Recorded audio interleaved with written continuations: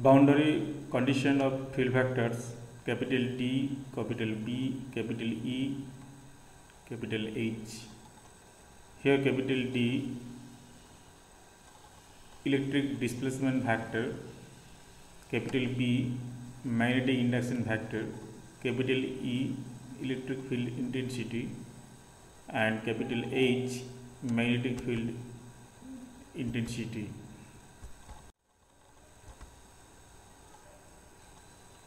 First, we discuss for boundary condition of electric displacement vector D. It can be derived with the help of Maxwell's first equation, which is given by divergence D is equal to rho. It is also the Gauss's law in electrostatics. Here we show a diagram in which consider two medium. This portion is the medium 1 and this portion is medium 2, separated by a line. Here we consider a pillbox like shape whose volume V and bounded by surface S, and this surface S consists of four surfaces, that is S1, S2, S3 and S4. Here S1 is this the flat surface and S2 is the flat surface whose unit normal is E2, and for surface S1 is unit normal N1, and displacement vector is D2 and D1 propagate along this direction, and height of this pillbox is H. Now, if we take volume integral both sides over this equation, we get this equation, and by using Gauss divergence theorem for volume V bounded by closed surface S, which is given as surface integral d dot ds is equal to volume integral rho dV, and this surface integral can be written in sum of four surface integral, which is for surface S1 d1 dot n1 ds plus S2 d2 dot n2 ds plus S3 d1 dash n1 dash ds plus S4 d2 dash dot n2 dash ds, that's equal to rho dV. If we take the height of the pillbox H tends to 0, then the contribution of the integral, that is for the surface S3 and surface S4, is tends to 0, and only for integral, that is for the surface S1 and for the surface S2 exist. Thus, for the limit h tends to 0, that is limit h tends to 0, surface integral d1 dot n1 ds plus surface integral d2 dot n2 ds is equal to limit h tends to 0 rho dV. And for this limit h tends to 0, the surface S1 and surface S2 tends to equal surface, and which is say capital A, and volume charge density rho converted into surface charge density, that is sigma into A, that is all the charges of this volume will be compressed within this surface,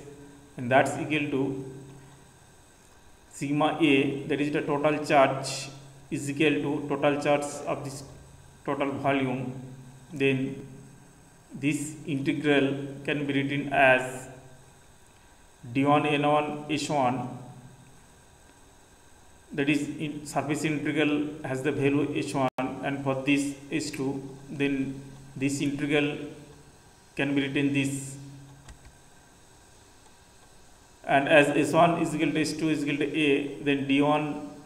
dot n1 plus d2 dot into a is equal to sigma a.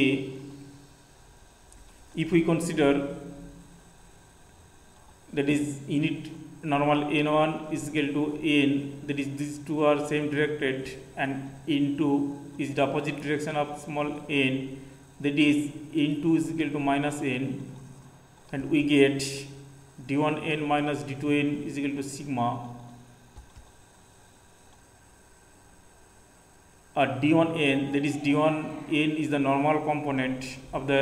displacement vector d1, that is d1n minus d2n is equal to sigma. Thus from this equation we conclude that the normal component of electric displacement is not continuous at the interface, but changes by an amount equal to the free surface charge density of charge at the interface.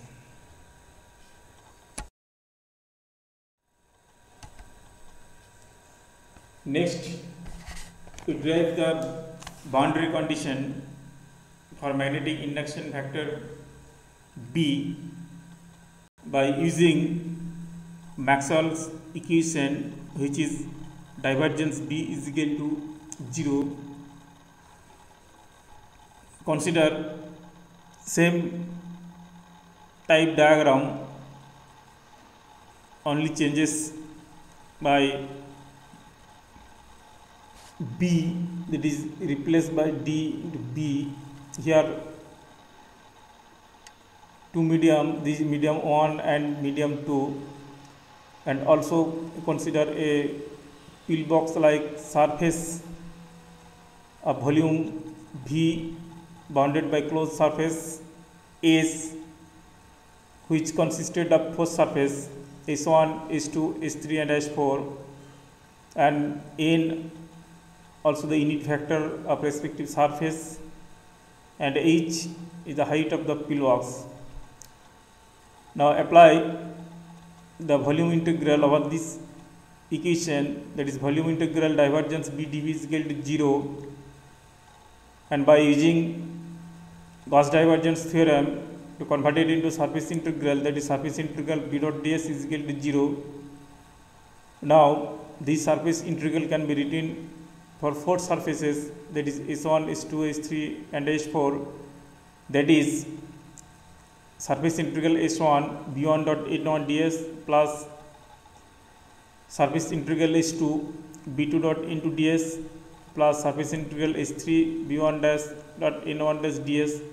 plus surface integral S4 B2 dash dot into dash ds. Here B1, B2 is the magnetic induction factor for respective surface S1 and S2, and for B1 dash for S3 and for B2 dash S4. In similar fashion, if we consider the height of the pillbox H tends to 0, then contribution for this integral and this integral tends to 0, then only for these two integral exist, that is B1 dot n1 plus B2 dot n2 into A is equal to 0,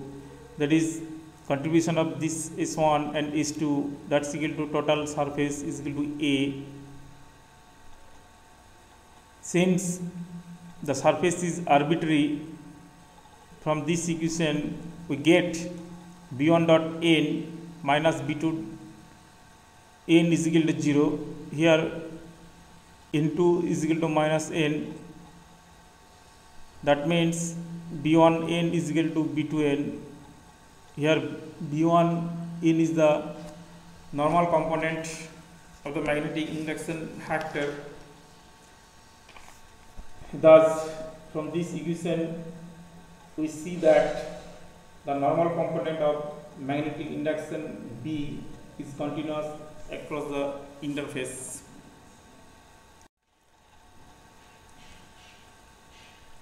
For derived the boundary condition for electric intensity factor E, we use Maxwell's third equation, which is curl E is equal to minus del B del T. This equation also known as Faraday's law for electromagnetic induction in differential form. Here we consider a diagram in which has two medium 1 and medium 2 separated by this line. In this common medium, we construct a rectangular loop which is A, B, C, D, in which length of the rectangular loop, that is AB and CD, is equal to L, and breadth, that is AD, is equal to BC, is the H. And at this point, electric field E1 is directed along this direction, and this point electric field E2 is directed along this direction.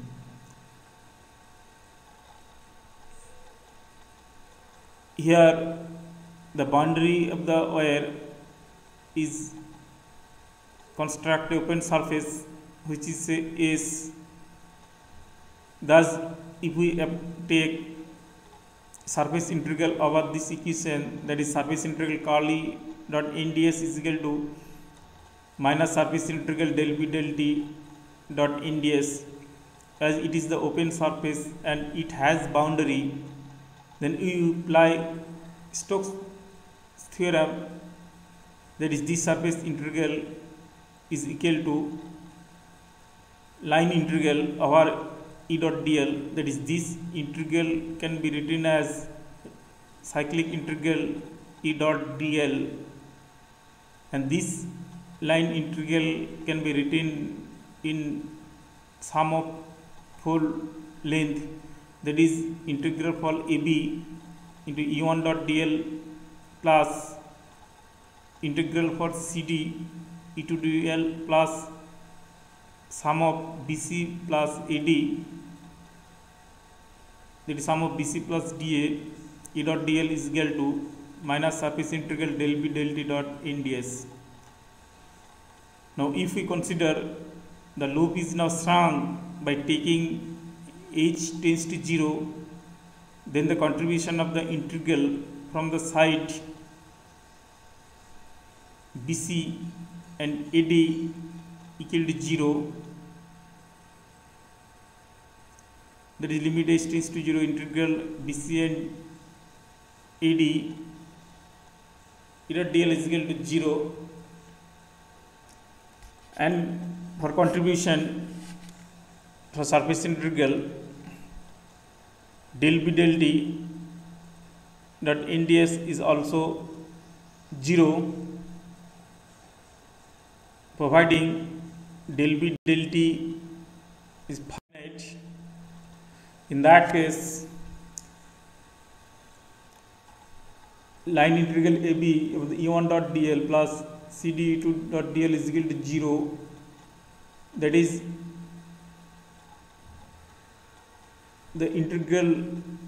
over dl is equal to L, and E1 is a tangential component, that is E12 is a tangential component, and similarly E2t is a tangential component, that is from this equation E1t is equal to E2t, that is this equation represent the tangential component must be continuous across interface. Now, for magnetic field intensity H, we used Maxwell's fourth equation, that is equal to curl H is equal to J plus del T. Here J is the current density. To derive this condition, we used this diagram just like previous, as we consider for electric field intensity. Here magnetic field H1 and H2 are directed from this point along this direction and from this point along this direction. And if we take surface integral both sides, that is surface integral curl H dot nds is equal to surface integral J plus del T dot nds, that is this surface integral converted into this for closed line integral, that is line integral ABCD, that is it is the boundary of this open surface. H dot dl is equal to surface integral J plus del T dot nds, and this line integral can be written the sum of 4 line integral, that is for integral AB H1 dl plus integral CD H2 dl, and sum of 2 integral, that is BC and DA H dot dl is equal to surface integral J plus del T dot nds. If we consider the breadth of the loop by letting H tends to 0, then the contribution of the integral from sides BC and DA will vanish, and in the case of for H tends to 0 limit, that is del T dot nds of its contribution is 0 by considering del T is bounded everywhere. Then this integral can be written as line integration AB H dot dl plus line integral CD H dot dl is equal to JS perpendicular into L. Here JS perpendicular is the perpendicular component of current density, which is the perpendicular with the magnetic field intensity. Thus we write H1 to L minus H2 to L is equal to JS perpendicular L, or H1 T minus H2 T is equal to JS perpendicular. That is, the tangential component of magnetic field intensity is not continuous at the interface, but changes by an amount equal to the component of surface current density perpendicular to tangential component of H. The surface current density is 0 unless the conductivity is infinite. Hence, for finite conductivity, Js is equal to 0, and for the value of Js is equal to 0, from this equation H1 T is equal to H2 T. That is, unless one medium has infinite conductivity, the tangential component of magnetic field intensity is continuous.